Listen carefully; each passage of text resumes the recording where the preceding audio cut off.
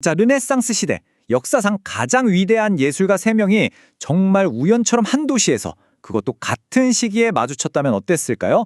아주 짧지만 정말 강렬했던 이 순간이 예술의 역사를 통째로 바꿔놓았는데요.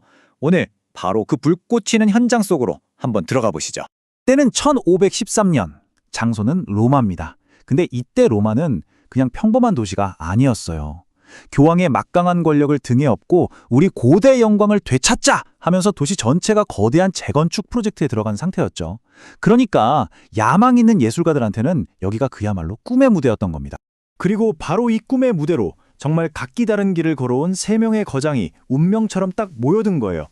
이미 살아있는 전설이었던 노장의 거장 레오나르도 다빈치, 그리고 고집세고 까다롭기로 유명한 천재 조각가 미켈란젤로, 마지막으로 젊고 재능 넘치는 야심가 라파엘로까지. 와, 이 조합 상상이 되시나요? 자, 이렇게 거대한 별 3개가 한 곳에서 부딪히면 과연 무슨 일이 벌어질까요? 이게 그냥 단순한 경쟁, 시기 질투 이런 차원이 아니었어요. 서양 미술사의 흐름을 완전히 바꿔버린 엄청난 창조적 에너지가 폭발했거든요. 지금부터 그 폭발의 가장 중심으로 함께 들어가 보겠습니다. 자, 그럼 먼저 이들의 불꽃 튀는 경쟁을 제대로 이해하려면요, 이들을 한자리에 모은 그 도시, 교황의 야망이 들끓던 로마부터 살펴봐야겠죠? 이때 로마는요, 교황 율리우 2세의 거대한 실험실, 그런 느낌이었어요. 별명이 전사교황이었거든요. 이름처럼 정말 화끈한 사람이었죠. 이 교황의 목표는 딱 하나, 로마를 다시 세계의 수도로 만드는 거였어요. 그래서 어떻게 했냐? 이탈리아 전역에서 제일 잘 나가는 예술가들을 싹 다 로마로 불러 모은 거예요. 서로 경쟁시키고 한계를 시험하면서 말이죠. 그야말로 거대한 예술 배틀필드를 만든 셈입니다. 그런데 마침 땅속에서 라오콘 군상 같은 고대 조각들이 막 발굴되기 시작하는 거예요.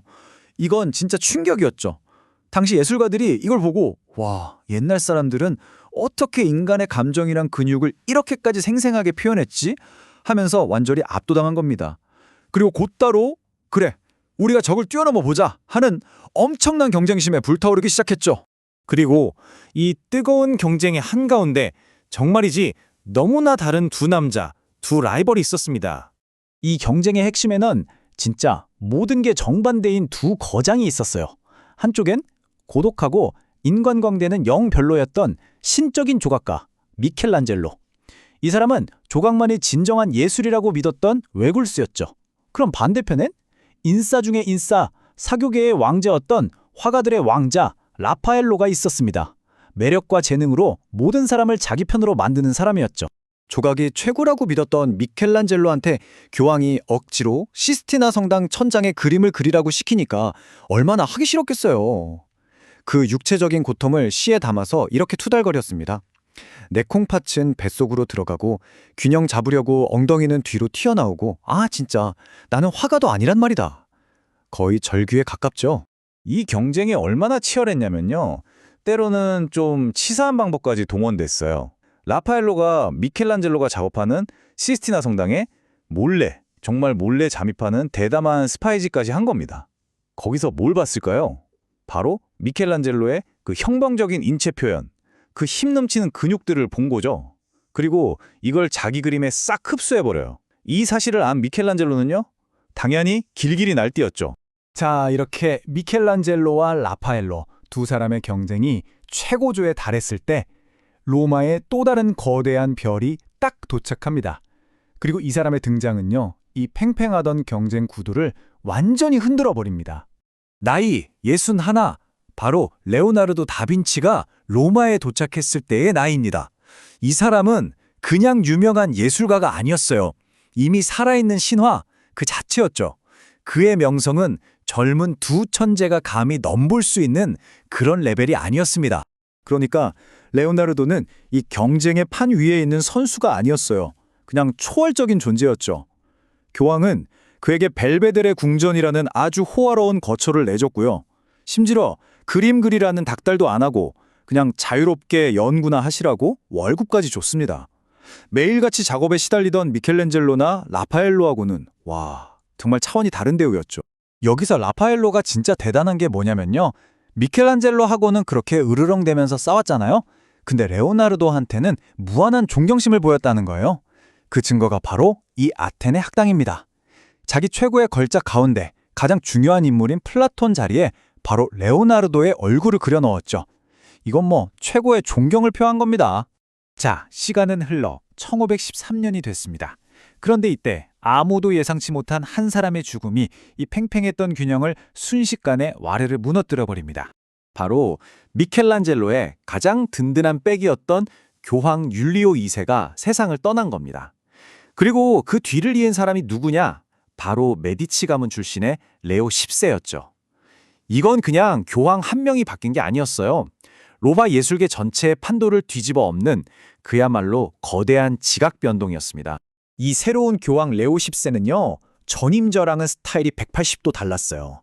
파티 좋아하고 화려한 거 좋아하고, 뭐랄까 좀 부드럽고 사교적인 사람을 선호했죠. 자, 이러니 누구한테 유리했을까요?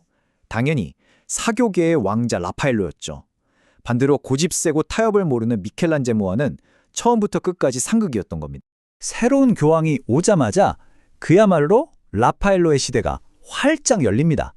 성 베드로 대성당의 수석 건축가 자리, 로마의 모든 유물을 관리하는 감독관 자리, 그냥 로마에서 제일 좋은 자리는 이 사람이 다 꿰찼다고 보면 돼요. 로마 문화계의 진정한 제왕으로 떠오른 거죠. 반면에 미켈란젤로는 어떻게 됐을까요? 완전히 뒷방 늙은이 신세가 됐습니다. 그가 평생을 바치려 했던 가장 야심찬 프로젝트는 계속 축소되고 결국 그는 이 좌절의 시기를 영묘의 비극이라고 부르면서 수십 년 동안이나 고통받게 됩니다. 정말 끔찍한 시간이었겠죠.